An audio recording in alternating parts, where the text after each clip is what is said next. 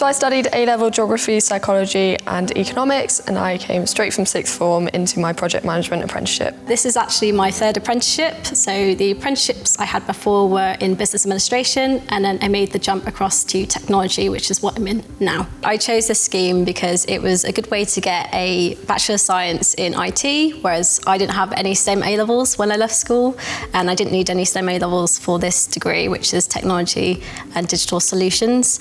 And that was really a way for me to get a foot in the door of the world of IT, which is something I'd very much passionate about. And I chose my programme because I wanted a mix between project management and consulting. So my degree is in project management, but then my day job is actually more of a management consultant, and I loved that mix and variety of the work it brought me. So I think what's really good about my scheme, which is the Apprentice IT Consultant, is not only do you get your Bachelor of Science degree alongside it, but you also get the chance to work with some very reputable clients through the business. And the business is well known for having that plethora of clients to work through for aerospace, defence, tech and security, and other sub-markets as well. So that includes things like national critical infrastructure, that includes water and technology alongside that.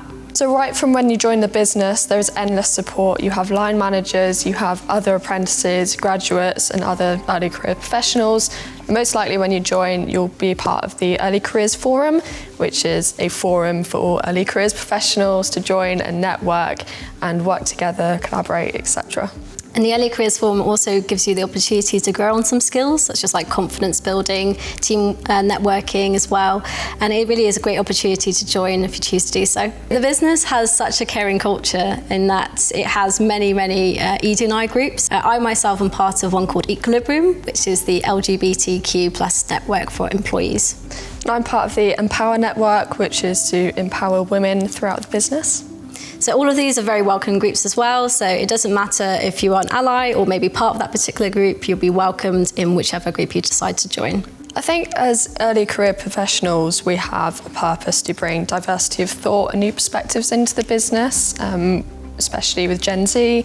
There's a big culture shift these days, and I think our different experiences and bring those into the firm really benefits. Yeah, definitely. And there's also some scope for thought leadership as well for this fresh, young, new talent to come into the business and provide ideas that we can ultimately sell on to our clients and customers.